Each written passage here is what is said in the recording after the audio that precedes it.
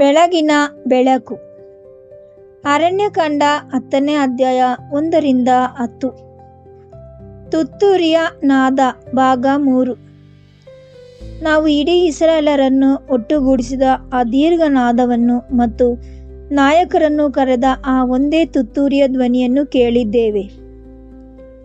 ಈಗ ನಾವು 3ನೆಯ ನಾದಕ್ಕೆ ಬರುತ್ತೇವೆ. ಇದು ತೀಕ್ಷ್ಣವಾದ ಮತ್ತು ತುರ್ತು ಎಚ್ಚರಿಕೆಯ ಸಂಕೇತವಾಗಿದೆ. ಈ ಎಚ್ಚರಿಕೆಯ ನಾದವು ಮೊದಲು ಬಾರಿ ಮೊಳಗಿದಾಗ ಪೂರ್ವ ದಿಕ್ಕಿನಲ್ಲಿದ್ದ ಪಾಳೆಯವು ಪ್ರಯಾಣ ಹೊರಡುತ್ತಿತ್ತು ಮತ್ತು ಒಂದೊಂದೇ ಗೋತ್ರವಾಗಿ ಇಡೀ ಜನಾಂಗವನ್ನು ಮೆರವಣಿಗೆಯನ್ನು ಪ್ರಾರಂಭಿಸುತ್ತಿತ್ತು. ಈ ತುತ್ತೂರಿಯು ಕೇವಲ ಚಲನೆಯ ಬಗ್ಗೆ ಮಾತ್ರವಲ್ಲ, ನೂತನ ಸೃಷ್ಟಿಯ ಈ ಲೋಕದ ಅರಣ್ಯದ ಮೂಲಕ ಪರಲೋಕದ ರಾಜ್ಯದ ಕಡೆ ಇರುವ ಈ ಇಕ್ಕಟ್ಟಾದ ಹಾದಿಯಲ್ಲಿ ಹೇಗೆ ಪ್ರಯಾಣ ಬೆಳೆಸುತ್ತದೆ ಎಂಬುದರ ಬಗ್ಗೆಯಾಗಿದೆ. ಮತ್ತು ಇದರ ಸೌಂದರ್ಯವೇನೆಂದರೆ, ಗೋತ್ರಗಳು ಯಾವುದೇ ಗೊಂದಲದ ಗುಂಪಿನಂತೆ ಚಲಿಸುತ್ತಿರಲಿಲ್ಲ. ಯೆಹೋವನು ಅವರನ್ನು ಒಂದು ನಿರ್ದಿಷ್ಟ ಕ್ರಮದಲ್ಲಿ ಜೋಡಿಸಿದನು ಮತ್ತು ಆ ಗೋತ್ರಗಳ ಹೆಸರುಗಳೇ ನಮ್ಮ ಸ್ವಂತ ಯಾತ್ರೆಗೆ ಒಂದು ಆತ್ಮಿಕ ಪಾಠವನ್ನು ಹೊತ್ತು ತರುತ್ತವೆ. ಆ ತೀಕ್ಷ್ಣವಾದ ಎಚ್ಚರಿಕೆಯ ನಾದ ಮೊಳಗಿದಾಗ ಪ್ರಯಾಣವು ಪ್ರಾರಂಭವಾಯಿತು. ನಮ್ಮ ಜೀವನವು ಒಂದೇ ಕಡೆ ಸ್ಥಿರವಾಗಿ ನಿಲ್ಲಲು ಉದ್ದೇಶಿಸಲ್ಪಟ್ಟಿದ್ದಲ್ಲ. ನಾವು ಕ್ರಿಸ್ತನ ಬಳಿಗೆ ಒಟ್ಟುಗೂಡಿ ಕ್ರಿಸ್ತನಿಂದ ಸೂಚನೆಗಳನ್ನು ಪಡೆದ ನಂತರ ನಮ್ಮ ಯಾತ್ರೆಯನ್ನು ಪ್ರಾರಂಭಿಸಬೇಕು. ನಾವು ಆತ್ಮಿಕ ಐಗುಪ್ತವನ್ನು ಬಿಟ್ಟು ಬಂದಿದ್ದೇವೆ, ಆದರೆ ಇನ್ನೂ ಆ ರಾಜ್ಯದ ಪರಿಪೂರ್ಣತೆಯನ್ನು ಪ್ರವೇಶಿಸಲಿಲ್ಲ. ಇವೆರಡರ ನಡುವೆ ಅರಣ್ಯದ ಪ್ರಯಾಣವಿದೆ, ಅದೇ ಇಕ್ಕಟ್ಟಾದ ದಾರಿ. ಆದುದರಿಂದ ಎಚ್ಚರಿಕೆಯ ತುತ್ತೂರಿಯು ವಿಧೇಯತೆಯಲ್ಲಿ, ನಂಬಿಕೆಯಲ್ಲಿ ಮತ್ತು ಆತ್ಮಿಕ ಬೆಳವಣಿಗೆಯಲ್ಲಿ ಮುಂದೆ ಸಾಗಲು ನೀಡುವ ಕರೆಯಾಗಿದೆ. ಇಬ್ರಿಯರಿಗೆ 12ನೇ ಅಧ್ಯಾಯ 1ರಲ್ಲಿ ಬರೆದಾತನು ನಮ್ಮ ಮುಂದೆ ಇಟ್ಟಿರುವ ಓಟವನ್ನು ತಾಳ್ಮೆಯಿಂದ ಓಡೋಣ ಎಂದು ನಮ್ಮನ್ನು ಒತ್ತಾಯಿಸುವಾಗ ಇದೇ ಧ್ವನಿಯನ್ನು ಪ್ರತಿಧ್ವನಿಸುತ್ತಾನೆ. ಪೂರ್ವ ದಿಕ್ಕಿನ ಪಾಳೆಯವನ್ನು ಯೆಹೂದ ಗೋತ್ರವು ಮುನ್ನಡೆಸುತ್ತಿತ್ತು ಮತ್ತು ಯೆಹೂದ ಎಂದರೆ ಸ್ತುತಿ ಎಂದರ್ಥ. ಆದುದರಿಂದ ಪ್ರಯಾಣವು ಸ್ತುತಿಯೊಂದಿಗೆ ಪ್ರಾರಂಭವಾಗುತ್ತದೆ. ಯೆಹೋವನು ನಮ್ಮನ್ನು ಮುಂದೆ ಸಾಗುವಂತೆ ಕರೆಯುವಾಗ ನಾವು ಭಯ, ದೂರುಗಳು ಅಥವಾ ನಿರಾಶೆಯೊಂದಿಗೆ ಪ್ರಾರಂಭಿಸುವುದಿಲ್ಲ. ನಾವು ಆರಾಧನೆಯೊಂದಿಗೆ ಪ್ರಾರಂಭಿಸುತ್ತೇವೆ. ಪೌಲ ಮತ್ತು ಸೀಲರು ಮಧ್ಯರಾತ್ರಿಯಲ್ಲಿ ಸೆರೆಮನೆಯಲ್ಲಿ ಹಾಡಿದಂತೆಯೇ ಮತ್ತು ಯೆಹೋಷಾಫಾಟನು ಸೈನ್ಯದ ಮುಂದೆ ಗಾಯಕರನ್ನು ನಿಲ್ಲಿಸಿದಂತೆಯೇ ನೂತನ ಸೃಷ್ಟಿಯು ತನ್ನ ತುಟಿಗಳ ಮೇಲೆ ಸ್ತುತಿಯನ್ನು ಹೊತ್ತು ಮುನ್ನಡೆಯುತ್ತದೆ. ಸ್ತುತಿಯು ಯೆಹೋವನೇ ಸ್ವತಃ ಈ ಪ್ರಯಾಣವನ್ನು ಮುನ್ನಡೆಸುತ್ತಿದ್ದಾನೆ ಎಂದು ನಾವು ಘೋಷಿಸುವ ಮಾರ್ಗವಾಗಿದೆ. ಮತ್ತು ಆತನು ಕೀರ್ತನೆ 50ನೇ ಅಧ್ಯಾಯ 23ರಲ್ಲಿ ಸ್ತುತಿ ಯಜ್ಞವನ್ನು ಸಮರ್ಪಿಸುವವನು ನನ್ನನ್ನೇ ಸನ್ಮಾನಿಸುವವನು ಎಂದು ನೆನಪಿಸುತ್ತಾನೆ. ಯೆಹೂದದ ಹಿಂದೆ ಇಸ್ಕಾರ್ ಬಂದನು. ಇಸ್ಕಾರ್ ಅಂದರೆ ಪ್ರತಿಫಲ ಎಂದರ್ಥ.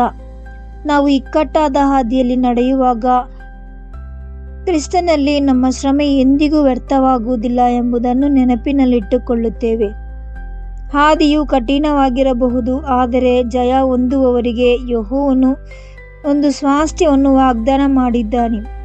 ಕ್ರಿಸ್ತನು ಸುನ್ಮಾರ್ಗದ ಸಭೆಯ ಪ್ರಕಟಣೆ 2ನೇ ಅಧ್ಯಾಯ 10ರಲ್ಲಿ ಮರಣದವರೆಗೂ ನಂಬಿಗಸ್ತನಾಗಿರು, ನಾನು ನಿನಗೆ ಜೀವ ಕಿರೀಟವನ್ನು ಕೊಡುವೆನು ಎಂದರು.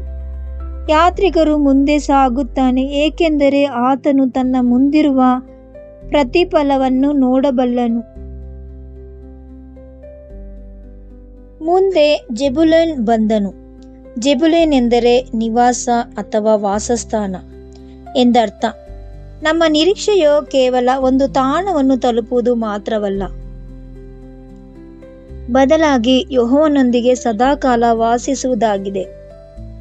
ಮತ್ತು ಅರಣ್ಯದ ಮೂಲಕ ಇಡೀ ಪ್ರತಿಯೊಂದು ಹೆಜ್ಜೆಯು ನಮ್ಮನ್ನು ಆ ಶಾಶ್ವತ ಮನೆಗೆ ಹತ್ತಿರವಾಗಿಸುತ್ತದೆ. ಪೌಲನು 2 ಕೊರಿಂಥದವರಿಗೆ 6ನೇ ಅಧ್ಯಾಯ 16ನೇ ವಾಕ್ಯ ಇದನ್ನು ಹೀಗೆ ಹೇಳುತ್ತಾನೆ, ನಾವು ಜೀವವುಳ್ಳ ದೇವರ ಆಲಯವಾಗಿದ್ದೇವಲ್ಲ, ದೇವರು, ನಾನು ಅವರಲ್ಲಿ ವಾಸ ಮಾಡಿ ಅವರಲ್ಲಿ ನಡೆದಾಡುವೆನು, ನಾನು ಅವರ ದೇವರಾಗಿರುವೆನು, ಅವರು ನನ್ನ ಜನವಾಗಿರುವರು ಎಂದು ಹೇಳಿದ್ದಾನಲ್ಲ. ಎರಡನೆಯ ಎಚ್ಚರಿಕೆಯ ನಾದ ಮೊಳಗಿದಾಗ ದಕ್ಷಿಣ ದಿಕ್ಕಿನ ಪಾಳೆಯವು ಚಲಿಸಿತು. ಅದನ್ನು ರೂಬೇನ್ ಮುನ್ನಡೆಸಿದನು. ರೂಬೇನ್ ಎಂದರೆ ಮಗನನ್ನು ನೋಡಿರಿ ಎಂದರ್ಥ. ನಾವು ನಮ್ಮ ಪ್ರಯಾಣವನ್ನು ಮುಂದುವರಿಸುವಾಗ ನಮ್ಮ ಕಣ್ಣುಗಳು ದೇವರ ಕುಮಾರನ ಕ್ರಿಸ್ತನ ಮೇಲೆಯೇ ನೆಟ್ಟಿರಬೇಕು. ಇಕ್ಕಟ್ಟಾದ ಹಾದಿಯಲ್ಲಿ ಸಾಗಲು ಆತನ ಕಡೆಗೆ ನಿರಂತರವಾಗಿ ನೋಡುವುದೊಂದೇ ಮಾರ್ಗವಾಗಿದೆ. ಇದಕ್ಕಾಗಿಯೇ ಇಬ್ರಿಯರಿಗೆ 12ನೇ ಅಧ್ಯಾಯ 2ರಲ್ಲಿ ನಮಗೆ ನಮ್ಮ ನಂಬಿಕೆಯನ್ನು ಹುಟ್ಟಿಸುವವನು ಪೂರೈಸುವವನು ಆಗಿರುವ ಕ್ರಿಸ್ತನ ಕಡೆಗೆ ದೃಷ್ಟಿ ಇಡೋಣ ಎಂದು ಹೇಳಲಾಗಿದೆ. ರೂಬೇನನ ಹಿಂದೆ ಸಿಮೆಯೋನ್ ಬಂದನು. ಸಿಮೆಯೋನ್ ಎಂದರೆ ಕೇಳುವಿಕೆ ಎಂದರ್ಥ. ಯಾತ್ರಿಕನು ಕುರಿ ಕಾಯುವವನ ಧ್ವನಿಯಿಂದ ನಿರಂತರವಾಗಿ ಆಲಿಸುತ್ತಿರಬೇಕು, ಏಕೆಂದರೆ ನಮ್ಮ ಗಮನವನ್ನು ಸೆಳೆಯಲು ಅನೇಕ ಇತರ ಧ್ವನಿಗಳು ಸ್ಪರ್ಧಿಸುತ್ತವೆ. ಆದರೂ ಕ್ರಿಸ್ತನ ಕುರಿಗಳು ಆತನ ಧ್ವನಿಯನ್ನು ಮಾತ್ರ ಹಿಂಬಾಲಿಸುತ್ತವೆ. ಆತನು ಯೋಹಾನ 10ನೇ ಅಧ್ಯಾಯ 27ರಲ್ಲಿ ಸ್ಪಷ್ಟವಾಗಿ ನನ್ನ ಕುರಿಗಳು ನನ್ನ ಧ್ವನಿಗೆ ಕಿವಿಗೊಡುತ್ತವೆ ಎಂದರು. ನಂತರ ಗಾದ್ ಬಂದನು. ಗಾದ್ ಎಂಬ ಹೆಸರು ಯುದ್ಧದಲ್ಲಿ ಜಯಿಸುವ ಸೈನ್ಯ ಎಂಬ ಅರ್ಥವನ್ನು ಹೊತ್ತಿದೆ. ಕ್ರೈಸ್ತ ಪ್ರಯಾಣವು ಒಂದು ಯುದ್ಧವಾಗಿದೆ.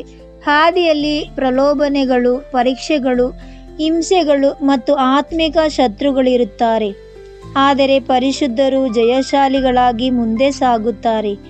ಪೌಲನು ರೋಮಾಪುರದವರಿಗೆ 8ನೇ ಅಧ್ಯಾಯ 37ರಲ್ಲಿ ಘೋಷಿಸುವಂತೆ, ಇವೆಲ್ಲವುಗಳಲ್ಲಿ ನಮ್ಮನ್ನು ಪ್ರೀತಿ ಮಾಡಿದಾತನ ಮೂಲಕ ನಾವು ಸಂಪೂರ್ಣ ಜಯಶಾಲಿಗಳಾಗಿದ್ದೇವೆ.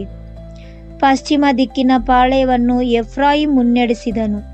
ಎಫ್ರಾಯಿಮ್ ಎಂದರೆ ಫಲಭರಿತ ಎಂದರ್ಥ. ಪ್ರಯಾಣದ ಉದ್ದೇಶ ಕೇವಲ ಚಲನೆ ಮಾತ್ರವಲ್ಲ, ಬದಲಾಗಿ ರೂಪಾಂತರವಾಗಿದೆ. ನಾವು ಕ್ರಿಸ್ತನೊಂದಿಗೆ ನಡೆಯುವಾಗ ನಮ್ಮಲ್ಲಿ ಆತ್ಮಿಕ ಫಲಗಳು ಕಾಣಿಸಿಕೊಳ್ಳಲು ಪ್ರಾರಂಭಿಸುತ್ತವೆ. ಮತ್ತು ಇದು ಏಕೆ ಮುಖ್ಯ ಎಂಬುದು ಯೋಹಾನ ಬರೆದ ಪತ್ರಿಕೆ 15ನೇ ಅಧ್ಯಾಯ 8ನೇ ವಾಕ್ಯರಲ್ಲಿ ತಿಳಿಸುತ್ತಾರೆ. ನೀವು ಬಹಳವಾಗಿ ಫಲ ಕೊಡುವುದರಿಂದಲೇ ನನ್ನ ತಂದೆಗೆ ಮಹಿಮೆಯುಂಟಾಗುತ್ತದೆ. ಮುಂದೆ ಮನಸ್ಸೆ ಬಂದನು. ಮನಸ್ಸೆ ಎಂದರೆ ಮರೆಯುವುದು ಎಂದರ್ಥ. ವಿಶ್ವಾಸಿಯು ಹಳೆಯ ಜೀವನವನ್ನು, ಹಳೆಯ ವೈಫಲ್ಯಗಳನ್ನು, ಹಳೆಯ ಗಾಯಗಳನ್ನು, ಹಳೆಯ ಪಾಪಗಳನ್ನು ಮತ್ತು ಹಳೆಯ ಗುರುತುಗಳನ್ನು ಹಿಂದೆ ಬಿಡುವುದನ್ನು ಕಲಿಯಬೇಕು. ಪೌಲನು ಫಿಲಿಷ್ಟಿಯವರಿಗೆ 3ನೇ ಅಧ್ಯಾಯ 13ರಲ್ಲಿ ಬರೆದಂತೆಯೇ ನಾವು ಹಿಂದೆ ಅವುಗಳನ್ನು ಮರೆತು ಮುಂದೆ ಇರುವುದಕ್ಕೆ ಕೈಚಾಚುತ್ತಾ ಸಾಗುತ್ತೇವೆ. ಹಿಂದಣವುಗಳು ಮರೆತು ಮುಂದಣವುಗಳಾಗಿವೆ. ಕೈಚಾಚುವವನಿಗೆ ನಂತರ ಬೆನ್ಯಾಮಿನ್ ಬಂದನು. ಬೆನ್ಯಾಮಿನ್ ಎಂದರೆ ಬಲಗೈ ಮಗ ಎಂದರ್ಥ. ನಮ್ಮ ತಲುಪಬೇಕಾದ ತಾಣವು ಕ್ರಿಸ್ತನೊಂದಿಗಿನ ಮಹಿಮೆಯಾಗಿದೆ, ಏಕೆಂದರೆ ಪ್ರಯಾಣವು ಮುಗಿಯುವುದು ಕ್ರಿಸ್ತನು ಈಗ ಯೆಹೋವನ ಬಲಗಡೆಯಲ್ಲಿ ಕುಳಿತಿರುವ ಸ್ಥಳದಲ್ಲಿಯೇ ಇದೆ. ಮತ್ತು ಜಯ ಹೊಂದುವವನಿಗೆ ಆತನ ವಿಷಯದಲ್ಲಿ ಪಾಲು ದೊರೆಯುವ ವಾಗ್ದಾನವಿದೆ. ಉತ್ತರ ದಿಕ್ಕಿನ ಪಾಳೆಯವು ಕೊನೆಯದಾಗಿ ಚಲಿಸಿತು ಮತ್ತು ಅದು ಹಿಂಬಾಲದ ಕಾವಲುಗಾರರಾಗಿ ಕಾರ್ಯನಿರ್ವಹಿಸಿತು. ಅದನ್ನು ದಾನ್ ಮುನ್ನಡೆಸಿದನು. ದಾನ್ ಎಂದರೆ ನ್ಯಾಯ ತೀರ್ಪು ಎಂದರ್ಥ. ಯೆಹೋವನು ನೀತಿವಂತನೂ ಪರಿಶುದ್ಧನೂ ಆಗಿದ್ದಾನೆ ಎಂಬುದು ನೆನಪಿನಲ್ಲಿಟ್ಟುಕೊಂಡು ವಿಶ್ವಾಸಿಯು ಹಾದಿಯಲ್ಲಿ ಜಾಗರೂಕತೆಯಿಂದ ನಡೆಯುತ್ತಾನೆ. ನಾವು ನಮ್ಮನ್ನು ಪರೀಕ್ಷಿಸಿಕೊಳ್ಳುವಂತೆ ಮತ್ತು ಆತನ ಮುಂದೆ ಭಯಭಕ್ತಿಯಿಂದ ಜೀವಿಸುತ್ತೇವೆ. ದಾನ್ನೊಂದಿಗೆ ಅಶೇರ್ ಬಂದನು. ಅಶೇರ್ ಎಂದರೆ ಧನ್ಯನು ಅಥವಾ ಸಂತೋಷಿ ಎಂದರ್ಥ. ಯೆಹೋವನೊಂದಿಗೆ ನಡೆಯುವವರು ನಿಜವಾಗಿಯೂ ಧನ್ಯರು. ಹಾದಿಯು ಸುಲಭವಾಗಿದೆ ಎಂದಲ್ಲ, ಬದಲಾಗಿ ಆತನ ಸನ್ನಿಧಿಯು ಪ್ರತಿಯೊಂದು ಹೆಜ್ಜೆಯಲ್ಲೂ ಅವರೊಂದಿಗೆ ಇರುತ್ತದೆ ಎಂಬ ಕಾರಣಕ್ಕಾಗಿ. ಪ್ರವಾದಿ ಯೆರೆಮೀಯನು 17ರಲ್ಲಿ 7ನೇ ವಾಕ್ಯದಲ್ಲಿ ಹೇಳುವಂತೆ, ಯೆಹೋವನಲ್ಲಿ ಭರವಸವಿಡುವವನು ಮನುಷ್ಯನು ಧನ್ಯನು. ಎಲ್ಲರಿಗಿಂತ ಕೊನೆಯಲ್ಲಿ ನಫ್ತಾಲಿ ಬಂದನು. ನಫ್ತಾಲಿ ಎಂದರೆ ನನ್ನ ಹೋರಾಟ ಎಂದರ್ಥ. ಪ್ರಯಾಣವು ಸಹಿಷ್ಣುತೆಯೊಂದಿಗೆ ಮುಕ್ತಾಯಗೊಳ್ಳುತ್ತದೆ. ಪರಿಶುದ್ಧರು ಹೋರಾಡುತ್ತಾರೆ, ಸಹಿಸಿಕೊಳ್ಳುತ್ತಾರೆ, ಜಯಿಸುತ್ತಾರೆ ಮತ್ತು ತಮ್ಮ ಓಟವನ್ನು ಮುಗಿಸುತ್ತಾರೆ. ರಾತ್ರಿ ಇಡೀ ಹೋರಾಡಿದ ಯಾಕೋಬನಂತೆ ಅವರು ಹೋರಾಟದಿಂದ ಆಶೀರ್ವಾದವನ್ನು ಪಡೆದು ಹೊರಬರುತ್ತಾರೆ. ಎಚ್ಚರಿಕೆಯ ತುರಾಯಿ ನಾದ ಮೊಳಗಿದಾಗ ತೆರೆದುಕೊಳ್ಳುವ ಆ ಸುಂದರವಾದ ಯಾತ್ರೆಯನ್ನು ಈಗ ನೋಡಿ. ನಾವು ಸ್ತುತಿಯೊಂದಿಗೆ ಪ್ರಾರಂಭಿಸುತ್ತೇವೆ, ನಮ್ಮ ಪ್ರತಿಫಲದ ಕಡೆಗೆ ನೋಡುತ್ತೇವೆ ಮತ್ತು ವಾಸಸ್ಥಾನಕ್ಕಾಗಿ ಹಂಬಲಿಸುತ್ತೇವೆ. ನಾವು ನಮ್ಮ ಕಣ್ಣುಗಳನ್ನು ಕುಮಾರನ ಮೇಲಿಡುತ್ತೇವೆ, ಆತನ ಧ್ವನಿಯನ್ನು ಆಲಿಸುತ್ತೇವೆ ಮತ್ತು ನಮ್ಮ ಶತ್ರುಗಳನ್ನು ಜಯಿಸುತ್ತೇವೆ. ನಾವು ಫಲವನ್ನು ಕೊಡುತ್ತೇವೆ, ಹಳೆಯ ಜೀವನವನ್ನು ಮರೆಯುತ್ತೇವೆ ಮತ್ತು ಪರಲೋಕದ ಮಹಿಮೆಗೆ ಕೈಚಾಚುತ್ತೇವೆ. ನಾವು ಭಯಭಕ್ತಿಯಲ್ಲಿ ನಡೆಯುತ್ತೇವೆ, ಆಶೀರ್ವಾದದಲ್ಲಿ ಜೀವಿಸುತ್ತೇವೆ ಮತ್ತು ಓಟವು ಮುಗಿಯುವವರೆಗೂ ಅಂತಿಮ ಹೋರಾಟವನ್ನು ಸಹಿಸಿಕೊಳ್ಳುತ್ತೇವೆ.